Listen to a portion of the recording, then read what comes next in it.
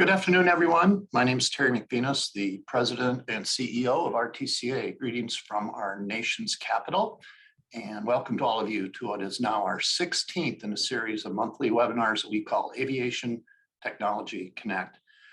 We're pleased to have created this series via this platform to hear from a variety of aviation industry leaders on a broad spectrum of topics, which will educate you, further inspire you in your profession, and perhaps even evolve your thinking as to where the industry is today and where it's going in the future. Now, over the past year and a half or so, our webinar series has been highly successful, exceeding all of our expectations here at RTCA. We've attracted an international audience each month, not only from here in the United States, but also from Canada, countries across Europe, the Middle East, Africa, South America, Australia, and New Zealand. And we believe that today's webinar will be equally exciting and informative. These previous webinars have all been recorded, as is this one. So if you want to go back and listen to any of our previous webinars, you can find those recordings on the RTCA YouTube channel. Now, we've been holding these webinars on the third Wednesday of each month, and like today, each of these webinars are focusing on a particular topic so that you can gain some insights from aviation leaders that I'm confident will be inspirational, strategic, even thought-provoking, with the primary goal of them giving you, the audience, the gift of their knowledge. Now, I know many of you watching today are familiar with RTCA, but we have some first-time visitors with us, so I want to take just a couple of minutes to familiarize you with who we are. RTCA is an aviation-centered standards development organization whose mission is to inspire the creation and the implementation of integrated performance standards that meet the changing global aviation environment and further ensure the safety, the security, and the overall health of the aviation ecosystem. Now, in addition to developing standards, we also provide training to government and industry personnel on the application of those standards and how they're used in the development and the basis for certification and testing. And on the screen, you can see some of our upcoming training events, including ones on DO-178C, DO-254, and DO-160G. Now, you can sign up for any of those courses via our website at www.rtca.org. If you're interested or have any questions about our training, our standards development work, or interested in becoming part of the RTCA family of members so that you too can have a voice in developing aviation standards, you can contact us directly through our website or via telephone. Now, our ability to bring you these webinars each month would not be possible without the generous sponsorships from our industry partners. Today, I'm especially thankful to Collins Aerospace, our gold corporate sponsor this year, and to Thales, one of our other corporate sponsors for today's event. Now, on this platform, you're going to be able to submit questions to our speaker today. And to do so, just click on the Q&A tab of this webinar platform, write down your question, and we'll get it captured. So let's get started. I'm pleased to have with us today for our February webinar, Mr. Robert Poole, the Director of Transportation Policy at the Reason Foundation, which is a public policy think tank based in Los Angeles and Washington, D.C. Now, Mr. Poole has been the author of studies on airport and air traffic control modernization. He's been an advisor to the White House and to Congress on aviation and security issues. In addition, he's testified on a number of occasions before the House and Senate Aviation and Homeland Security subcommittees on the topics of airports, aviation security, and air traffic control. And he has spoken on these subjects before numerous conference audiences. Mr. Poole also edits the monthly Reason Foundation e-newsletter on aviation policy issues. He has a background with a bachelor's and master's degree in mechanical engineering from MIT, and he's also conducted some graduate work in operations research at New York University. Now, I think it's fair to say, and he would agree with me, that some of Mr. Poole's views have found to be controversial for some, but they're always thought-provoking, which is one of our goals for these webinars. And they certainly have served as the foundation for a national debate among constituents from across all segments of the aviation community. Now, at RTCA, we attempt to remain neutral on policy issues so that we can support all of our members and industry partners. But we also like to bring differing views to our webinar audience. So what you'll hear today are not necessarily the views of RTCA, but rather are those of Mr. Poole's, and will be the basis for the discussion that he and I have after his presentation. And we will have plenty of time for those audience questions as well. So Bob, I'm going to turn things over to you to kick things off. Thanks very much, Terry, and thank all of you for tuning in today to the webinar. Now, this presentation actually dates back to research that I did in 2013, commissioned by the Hudson Institute, and it's part of a project that they have on future innovation in the United States. Chris DeMuth at Hudson contacted me because he was following my work on aviation policy and thought this would be a good subject for me to dig into. And the draft of the report was peer reviewed. They convened a panel of about 20 aviation experts from various disciplines and backgrounds, and reviewed and critiqued, and the report was revised. So it passed some pretty serious scrutiny. That doesn't mean you'll agree with everything I have to say, needless to say. So the context of this was that both Europe and the United States adopted an approach to air traffic control, which is called Next Gen in the United States and Single European Sky in Europe. And the idea was to use advanced technology to automate more aspects of air traffic management, including the goal of managing traffic anywhere from anywhere, with the goals of improving safety, increasing efficiency, and more recently with big emphasis on reducing emissions. So I focused in the paper on, and again, this was selected in 2013, on 7 aspects of air traffic modernization for the United States: datacom, GBAS, space-based ADS-B, PBN, real-time aviation weather data, remote towers, and facility consolidation. I only have time in this webinar to cover 3 of these, so I'm going to do GBAS, space-based ADS-B, and remote towers. So let's get on into it. So first, GBAS. I mean, the idea here was to use GPS to replace instrument landing systems with one unit covering all runway ends at an airport, which is especially cost-effective at airports with multiple runways. The initial FAA program predated NextGen, called LAS, Local Area Augmentation, 1998. The Inspector General's office reported this was proving difficult to do what was set out, and as a result, they canceled FAA canceled it in 2004. But Honeywell, the main developer in this country, continued working on it with airlines and Air Services Australia, the relatively new ANSP in that country. And they managed to get Category 1 working and was certified by FAA in 2009.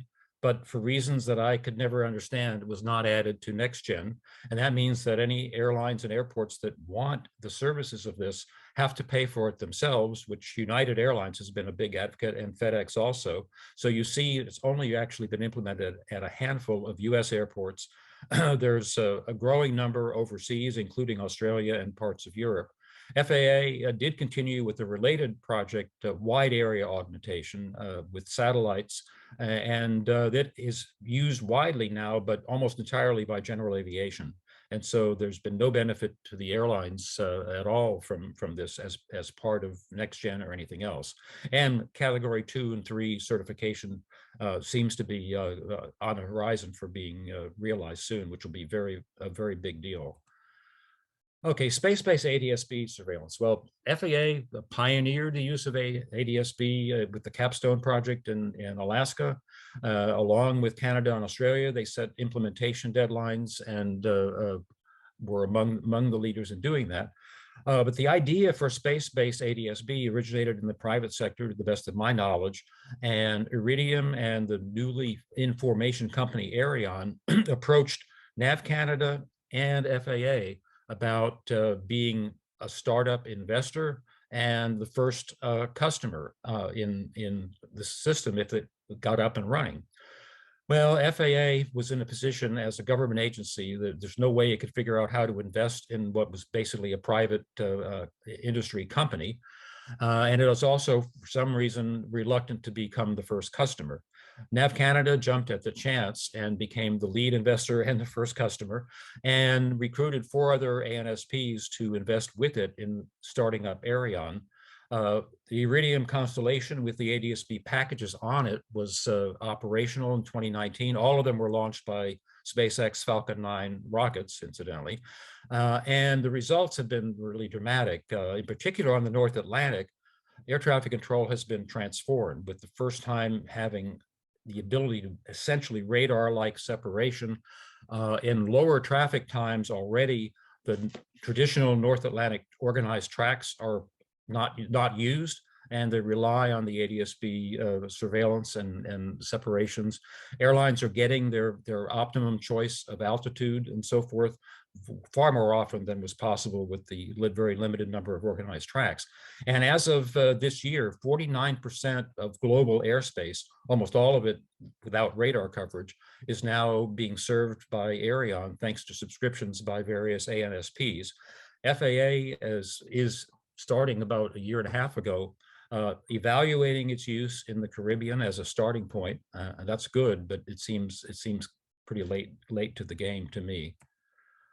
Remote towers. This is a larger subject. The idea originated actually in FAA research, a wonderful paper in 2007 published in the Journal of Air Traffic Control, demonstrated at the Tech Center in Atlantic City the feasibility and that controllers would actually like and appreciate the ability to have better visibility in all weather conditions with using technology rather than simply relying on out the window views with eyeballs.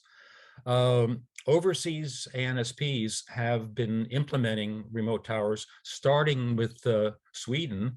LFV, working with Saab, opened the first remote tower center, as far as I know, in the world in Sundsvall in 2011. So this is only 4 years after FAA did the original research.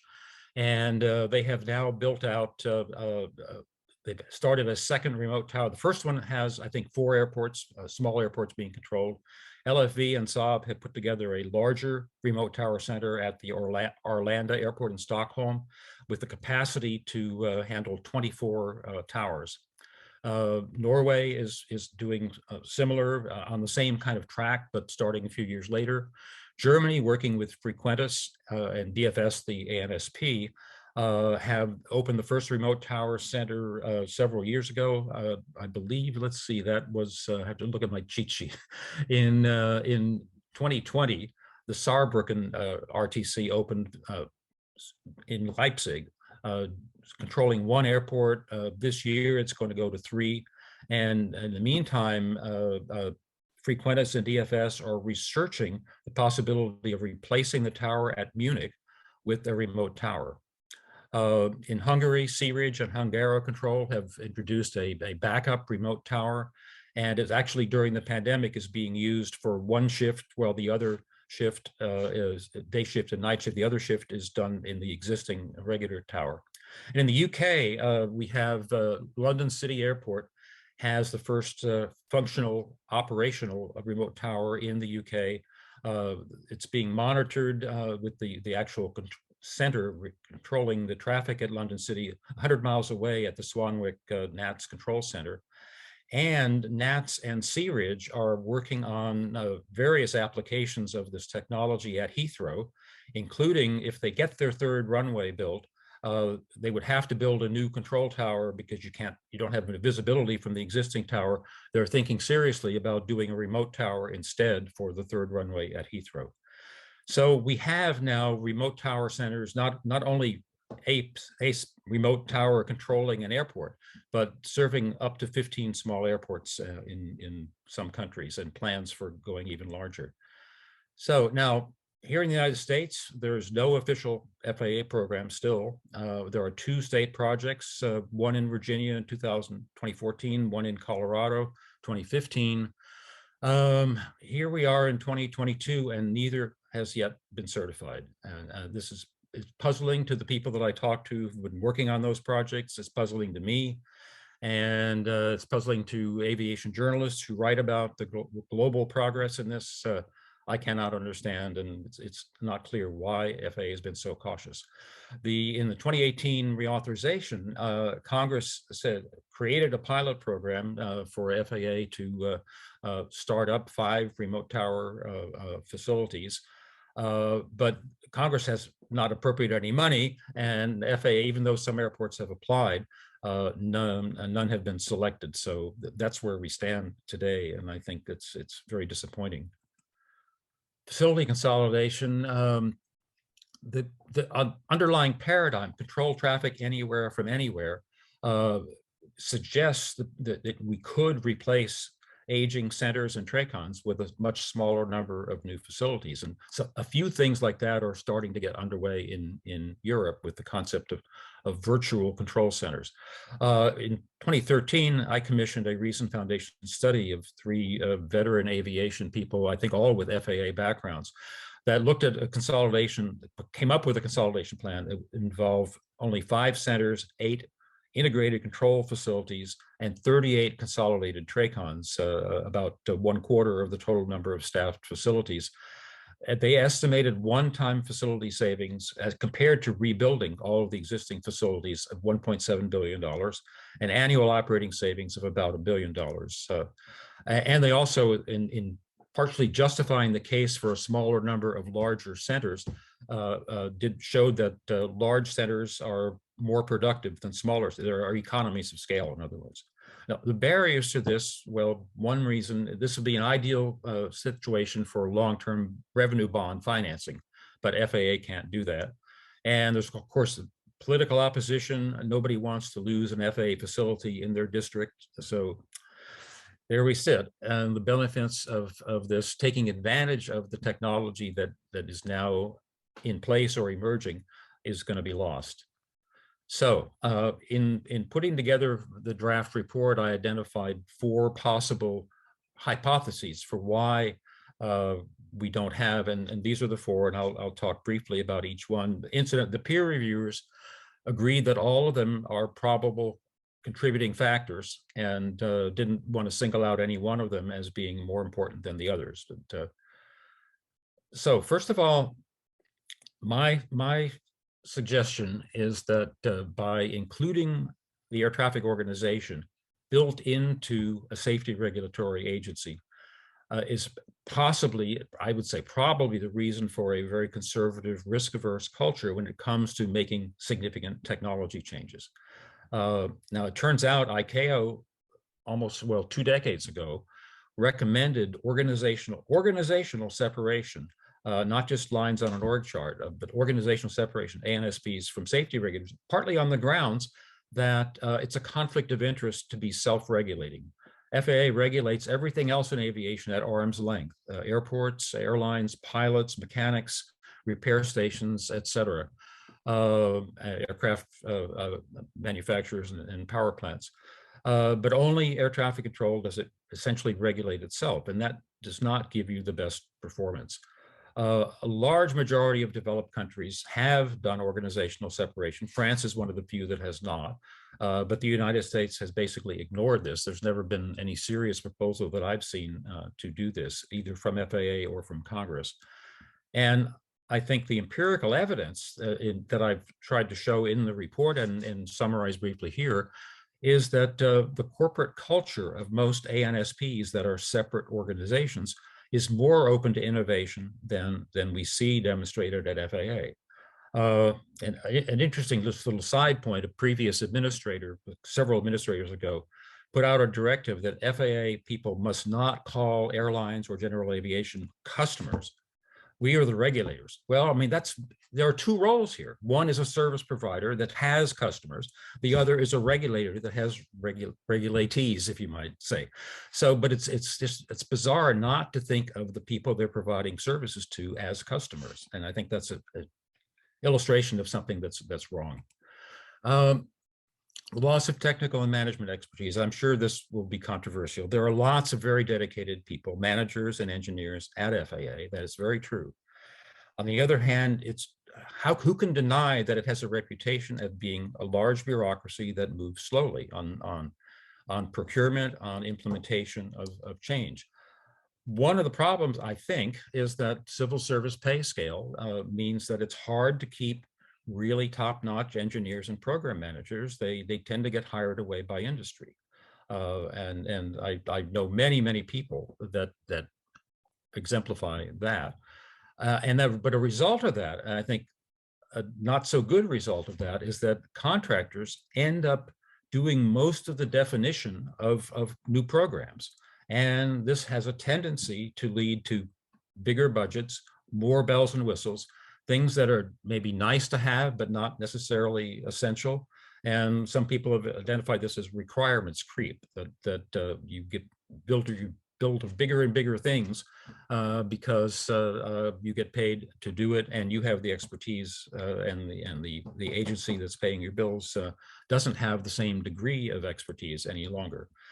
Now, most ANSPs, again, sort of looking at some empirical evidence, can pay market rates for key staff and hold them accountable for performance. And I think that includes getting projects implemented in a timely fashion. And so I think there's some problems there that are built in.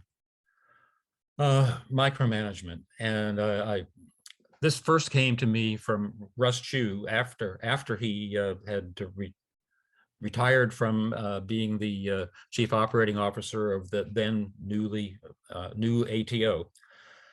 He says, you cannot possibly manage when you have to report to all these different people: the administrator, the secretary, the inspector general's office, the GAO, and at least 5 directly involved congressional committees. And of course, you have to end up getting the whole budget approved and micromanaged by the entire House and the entire Senate.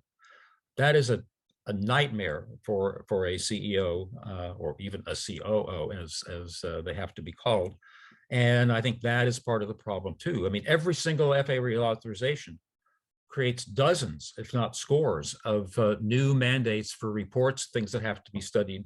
And that gets in the way of getting needed projects done and out in the field. And lack of customer focus. Now, I'm not a political science, but I read a lot of political science, and you look at, okay, maybe you could say that the nominal customers, if we get past that previous administrator's dictum, are airlines and GA and so forth.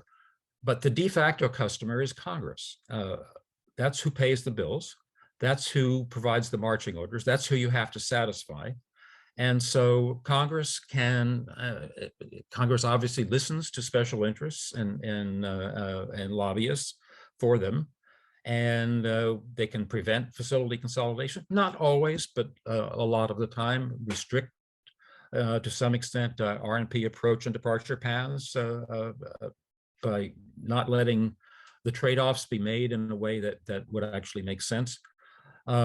We've had fights over outsourcing of functions, although FAA has some notable successes in outsourcing, particularly flight service stations, but that took years of battle. And restricting the use of non-US contractors when non-US contractors may have the best available expertise on something. So we have customers do get some attention through NAC, the Next Gen Advisory Committee, but it's advisory only. And I think that is a serious problem. So you can't do a report like this without suggesting, well, what could we do to fix it? And the simplest thing that would make some difference, I think, is separate, as ICAO had recommended 20 years ago, separate the safety regulation organizationally from ATC operations and management. And that would mean move the ATO to us. If they're still in the same building, it's going to be the same old thing. It has to be in a separate facility with its own separate budget. And the top official should be the CEO rather than a COO. So that would, and it would be regulated at arm's length by the FAA administrator, et cetera. So that's sort of the easy one. And yet there's not been ever a proposal to do that specific simple thing that I think would make some difference.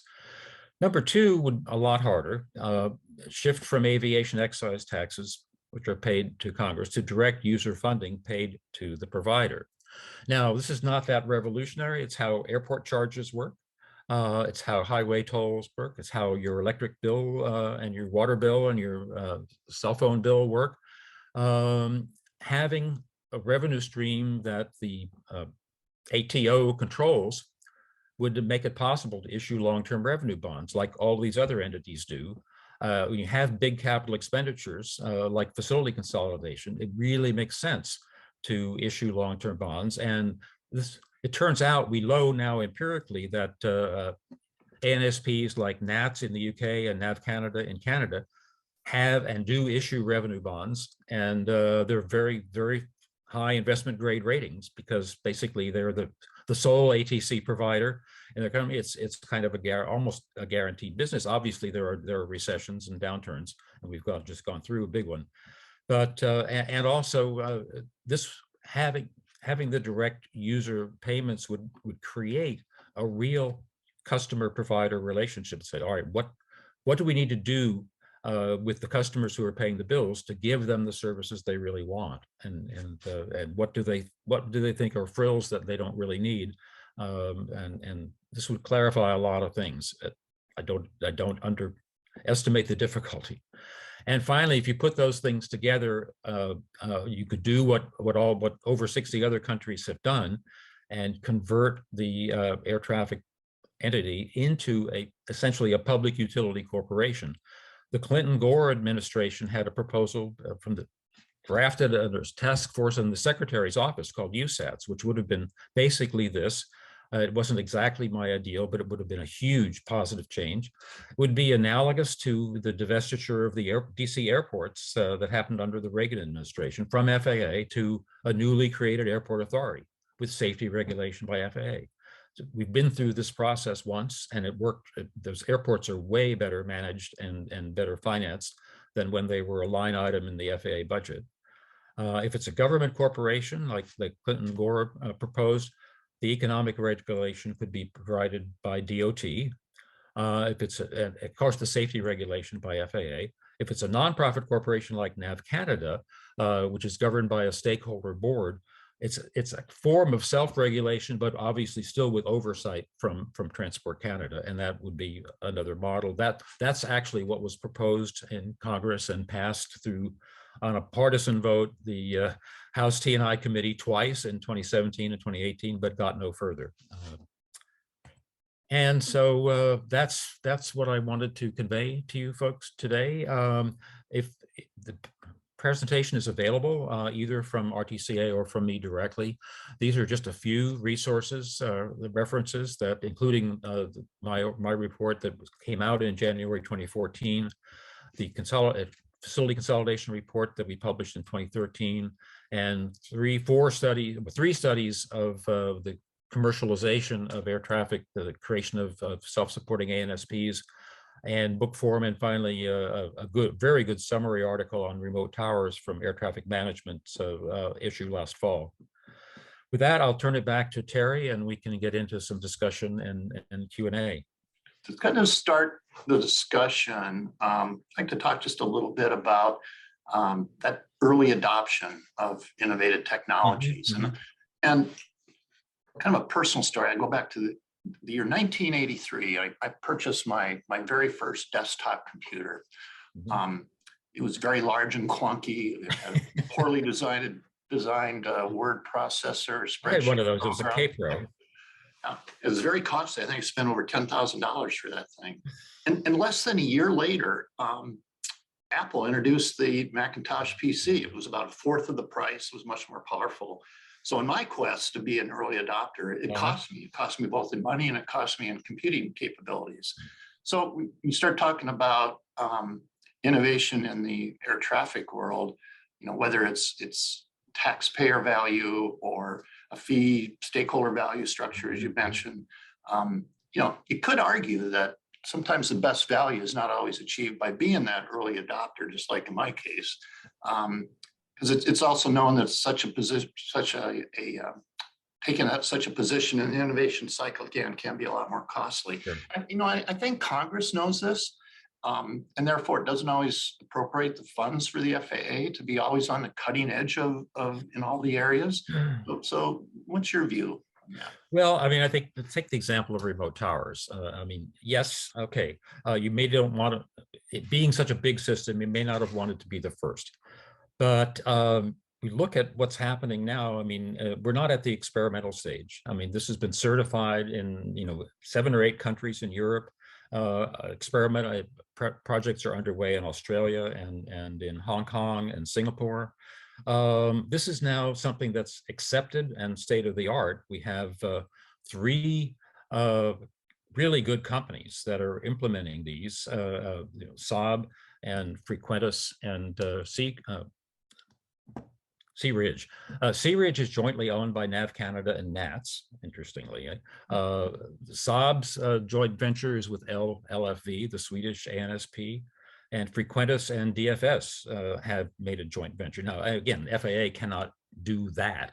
If it were a separate, corporate entity, it might be able, depending on its charter, to be able to do that. But my point is simply that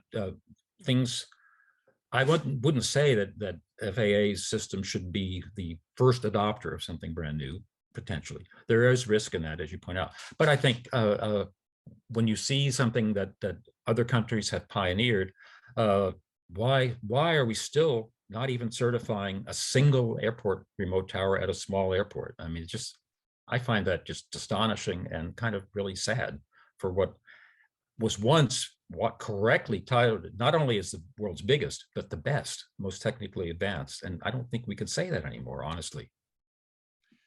Yeah, I think related, we talk about being early, but the importance of testing is also so valuable, and because we learn a lot, we learn what needs to be modified after some of those early innovations are tested.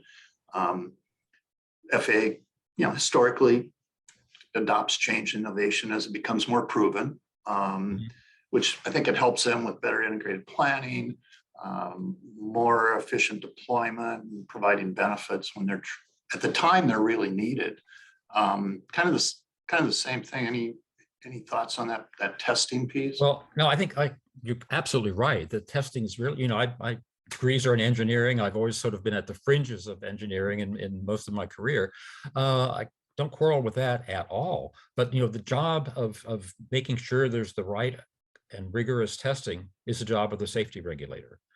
The job of the ANSP, as it's evolving in the world, is to be the innovator, to come up with the new ideas, to try to get them to the point beyond the prototype stage, and then work with the safety regulator to get, just as Boeing does with the new aircraft and Airbus and all the startups and eVTOLs. I mean, they are the ones doing the innovation. Then they come to the FAA and all right, let's work together to figure out the procedure. What's necessary to certify something that's brand new that never existed before? And that's the process that is essential. And we're seeing it evolve now with these new forms of urban air mobility. But I think, again, you build in too much conservatism in the development of the ideas for what we should do. I think in the present model, I think that's what the empirical evidence shows, and that's my case. The testing is absolutely critically important, and the standards. Right. Do you see any? I mean, you talked about remote towers and space-based ADS-B as some examples where the FAA hasn't really innovated quickly enough or implemented quickly enough on. Do you see any significant damage that has occurred because they haven't done this? Well, I mean, the benefits from, I mean, we have a huge amount of the Pacific airspace is managed by FAA. Parts of the North Atlantic are, and the whole Caribbean, where FAA is working with Ariane to try to define applications. We're losing out on benefits that if FAA had been an earlier mover on this, we'd be realizing by now. And certainly on the Caribbean is terrible in terms of air traffic management. It could be much better, and the flights between the Northeast and the Caribbean could. The planes would have to be equipped, obviously, and some of them aren't equipped because they don't do transoceanic sorts of flying.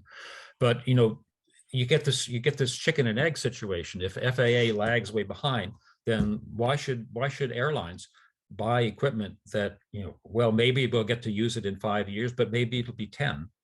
And that's a terrible problem to have. I mean, unfortunately, I mean, with at least getting ADS-B in, and there was a deadline that they had to equip, and they built they outsourced the building of the ground stations, which was good, and had them up way before the deadline, so that people could start using them, the early adopters could start using them.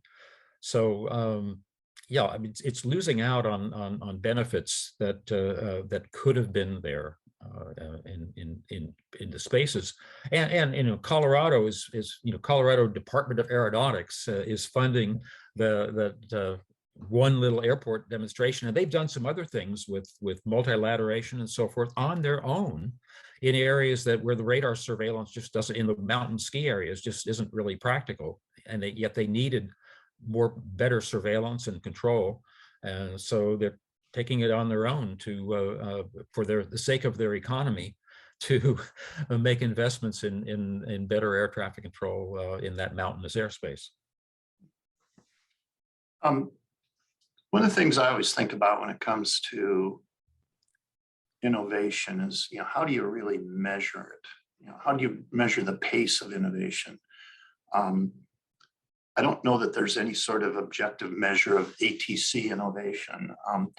Do you see it just simply as a subjective view on the progress of specific program plans, or is there an objective measure for ATC innovation? There are some. I mean, in Europe, what they're trying to do is measure the degree of miles saved, and therefore emissions and fuel saved by free route airspace. I mean, Europe is historically so convoluted. With every single country, you have to change to a different system, and you had these jigsaw type of paths, whereas there's growing progress in free route airspace thanks to coordination among the different ANSPs. So you can measure year by year the reductions in flight miles for the same amount of passengers due to those improvements. They're small and marginal, but they add up over time. And certainly with the focus on reducing carbon footprints, that's going to be more important. And I think it's going to stimulate faster progress in Europe, which has been pretty glacial, actually. Despite the fact that most of the problem is political there too. For example, I mean, every country has however many high altitude centers it has, and Europe has, in a smaller geographic footprint, the United States has about twice as many centers as we have, and nobody's willing to give up any, even though the whole thing would cost a lot less and there'd be much better integration. And that's a problem that has just not ever been taken seriously in the whole single European sky effort. And it's critically important to really making the real progress. You mentioned the politics. That's a challenge in getting some of these things done. How did this actually comes from one of our viewers here? How do the other countries manage the politics in order to privatize their national ANSP? It's a very good question. I think a key difference is that almost all of them have parliamentary systems, and if the party in power generally has a solid majority and can, if a big change gets built into the party program, they have the votes to do it. And there doesn't seem to be the same degree of interest group lobbying and campaign contribution. I'm not an expert on European politics, but it doesn't seem to be as big of a factor in most European countries as we see here. So that's a barrier that I think is worse in the United States than in most of these other countries. And in Canada, I mean, the history that I know the best is NAV Canada.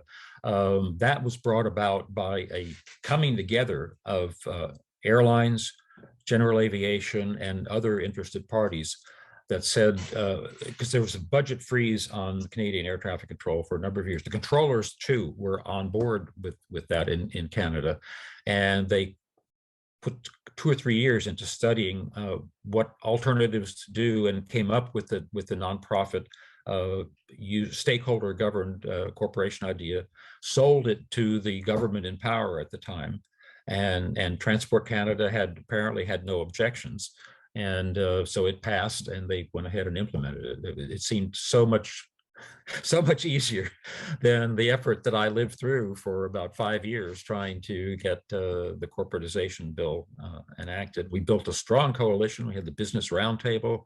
We had editorial endorsements from just about every major newspaper except the New York Times. We had the Controllers Union solidly on board and testifying side. Paul Rinaldi and I sat side by side before congressional hearings and so forth, saying basically the same thing. And it just didn't get the traction, partly because of our friends in general aviation were deathly afraid that even though they were to be guaranteed stakeholder board seats, that somehow this would end up they'd pay through the nose, even though the legislation, the law in if Congress had passed it, said no user fees for general aviation. But that didn't work. So I think it kind of gets to, when you think about the system that we have in place today,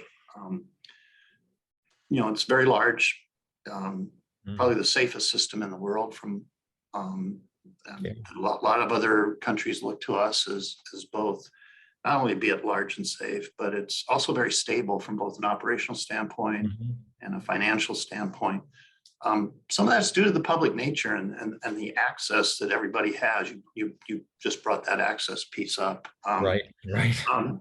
So what do you think are there any specific or necessary outcomes that you could see being achieved with a more aggressive approach to innovation? Well, I mean, I think if we had in place a self-supporting ANSP like so many of these other countries have, we would have a robust remote tower program in effect. We'd have a facility consolidation plan underway. And when you got to the point of having a real plan and cost estimates, you'd have revenue bond issuance to get that rolling. Just two examples off the top of my head. It would seem obvious things to do. If you were the new CEO of whatever this would be called, of US ATC Corporation, those would be big priorities. And signing up with Ariane for a space-based ADS-B is certainly in the oceanic airspace that we, the United States, are responsible for, would be another high priority item to do. I think, I know there's been some studies and analysis on that subject of space-based ADS-B, and one of the issues, at least in domestic separation standards, that it doesn't meet the safety performance yet. There's spectrum issues associated with trying to be able to pick up all the transponder that you need in congested airspace. Yeah. There's requirement for a top-mounted antenna that only TCAS equipped airplanes have. So it kind of makes it a little bit unreliable, especially in some of those congested airspaces. And then I know the GAO came out and said that the cost benefit isn't really there. They talk about a difference of a 6-to-1, get 6 costs for every 1 benefit. What kind of just in domestic airspace? Yeah. So what do you think needs to be done to bridge that gap between technology and those associated cost benefits that are involved? Right. I think cost benefit analysis is really important. I mean, I live and breathe by cost benefit analysis in the work that I do as transportation policy. And I don't know the answer to that. I mean, there's a lot of really technical issues involved in attention frequency things and so forth. It's clear the original vision in NextGen was that we would save a lot of money by replacing by scrapping all the ground-based nav aids. And now we know that's probably not going to be realistic. We need to have, first of all, because ADS-B relies on GPS, and GPS is vulnerable because we don't have a good backup system for it. Therefore, until we have a really good backup system, which Langhorne Bond, the late Langhorne Bond, and I think E. Loran is a good candidate. Till we have that, we need to have certainly a minimum ground-based system of nav aids as fallback system if ADS-B because of GPS goes out at some point. But yeah, these other technical issues, frequencies, interference, and so forth, I have not studied, and I don't really have a good tech suggestion on that. So On the topic of remote towers, the U.S. approach to low density airports from a traffic standpoint is to just make them a non-towered airport. By adding in remote towers, there are some benefits, obviously, to, again, maybe to some of those low density or medium density airports. But do you think that really outweighs the costs of putting them in place? And does it really go after the bigger system issue in those higher traffic density airports? Is it a solution for them? Well, I think remote towers is a cost-effective solution as for for airports of all size. I'm not saying go out and tear down existing towers now, but every year there are new monuments being built at airports, and FAA actually issued this last year a call for architects to come up with designs for brand new 50-story towers and so forth. And I think that is really misplaced. The technology, we know enough about the technology now that any replacement of a tower probably should be a remote tower. You have at Heathrow, at Seattle, you have times where the tower cab is above the fog. You can't even see the runways from it. With the remote tower technology, you see everything. You have infrared, you have other different kinds of sensors. You have no spots that cannot be seen by tower controllers because you have stuff spotted around at different parts of the airfield. Why you need two, I think it's 3 towers at O'Hare.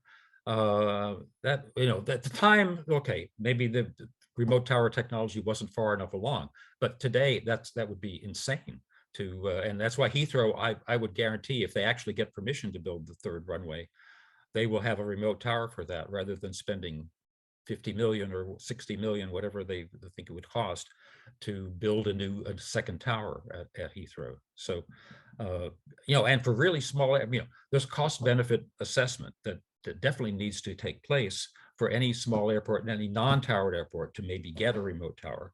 But the good news on that is that the cost is probably half of what it is to build a physical facility. Now you still have the operating costs; those are going to be more or less the same. The contract tower program, though, is tended to be pretty cost effective compared to regular FAA tower of the same size category. So, but it has to be a cost benefit analysis. You don't put it. So you have to have tower service. Any grass field that has planes flying in and out is not going to qualify and should not. Well, we got a lot of questions from you. I'm not surprised. Lots of them, and all right, obviously in the time we have, we're not going to get to them all. But I'll try to cherry pick a few of them here for you. One of the challenges with ANSPs is financial sustainability. And while commercialization encourages innovation in technology and service delivery, it has the drawback of putting pressure on airspace users to shoulder the cost burden of that innovation. We've already kind of talked a little bit about that. But how can airspace users and air traffic organizations work effectively together to ensure innovation is approached responsibly and to deliver equitable outcomes?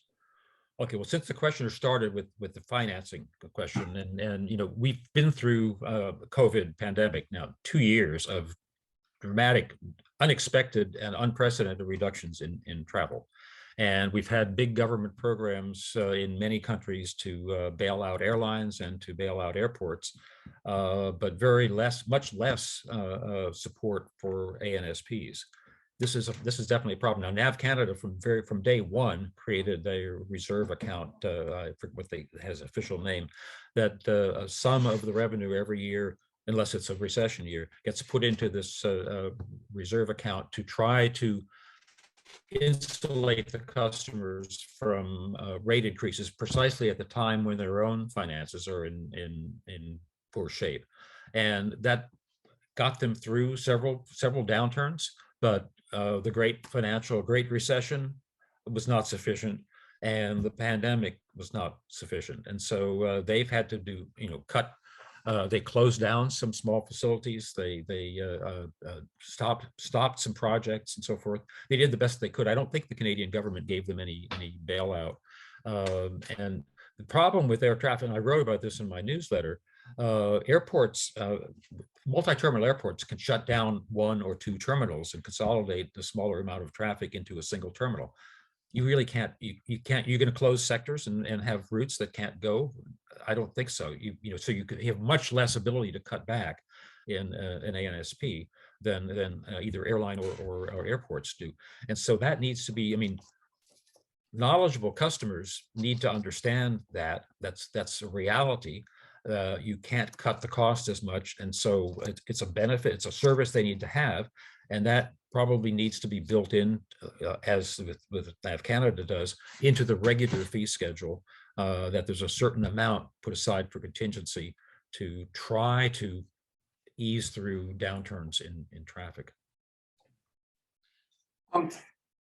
Here's a good one. So you mentioned that the FAA's hands are politically tied in some respect, lots of bosses.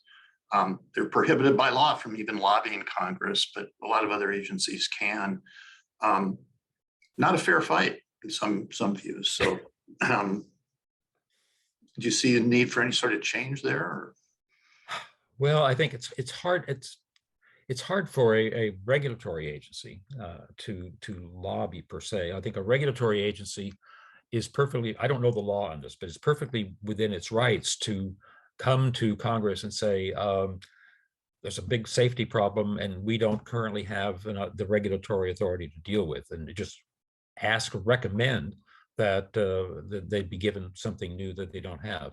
On the other hand, an ANSP, if it's incorporated as a either nonprofit or for-profit company chartered by the government to be the provider, I think probably ought to be free to lobby if they would have a charter from the government that says this is what they can and can't do and so forth and how it's structured. And if something turns up to be really difficult, I think it would make sense for them to be able to go and say, we'd like to have a revision in our charter, but you wrote the charter, so we have to come to you and ask for it, and take their chance, see what happens. They may or may not get it, but I mean, there's regardless of how it's organized, there's a public interest in safe and effective air travel, and everybody in aviation signs on to that. And so whatever shape an ANSP takes, it has to be committed to that, and the policymakers that create it and oversee its ongoing existence must be taking that very, very seriously all the way. We've seen the FAA reach out in some other areas to create public-private partnerships to address some issues. Is this an area where maybe some more of those public-private partnerships could help with the innovation? Does it become too big for just the FAA to handle by itself? I think that I'm cautiously open to that. I mean, I think the problem that I mentioned of contractors, current contractors having a leverage advantage over FAA because they have a lot of former FAA people and perhaps probably have a better grasp of the technology than some of the staff people have. There's a problem there of seeing FAA as a captive audience that they can get the best deal for themselves. But competitive contracting is really the best answer to that. And in other areas of public policy and transportation, I mean, I do a lot of work on public-private partnerships in transportation infrastructure. And there's well-established, very rigorous competitive processes for, I mean, these are sometimes, $5, $10 billion, $15 billion facility projects. Well, like we have 3 of these P3 terminal projects underway at JFK right now, all 3 due to be financed this year. But there's usually vigorous competitive bidding for those kinds of projects. And I'm not sure we do have competitions for FAA projects. We may have fewer players than would be desirable in those competitions. And I think we don't have a domestic company that has demonstrated track record in remote towers. And I don't know if there's any legal contractual barriers to those three very good companies being able to compete for, if it were FAA to really start a serious remote tower program. But that's where the expertise is today. And if there are barriers, those barriers need to be removed so that we don't fence ourselves off from the expertise that's really needed.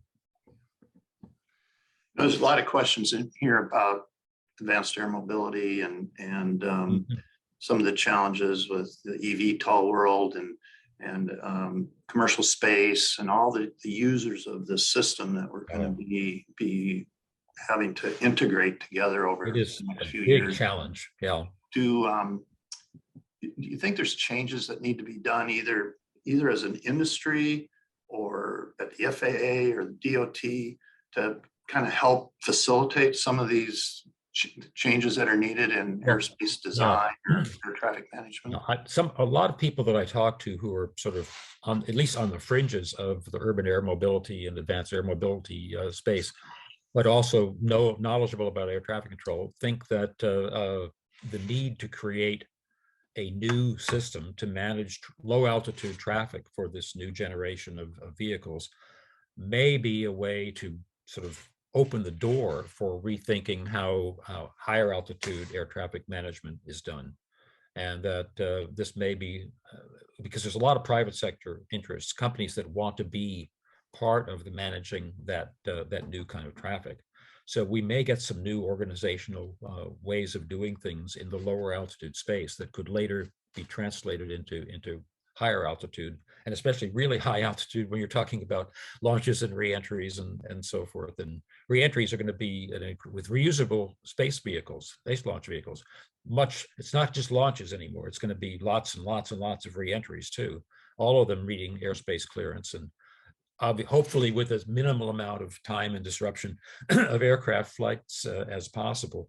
But so I think there's some real interesting challenges ahead for that could have important implications for both low altitude and very high altitude airspace management and fees for service.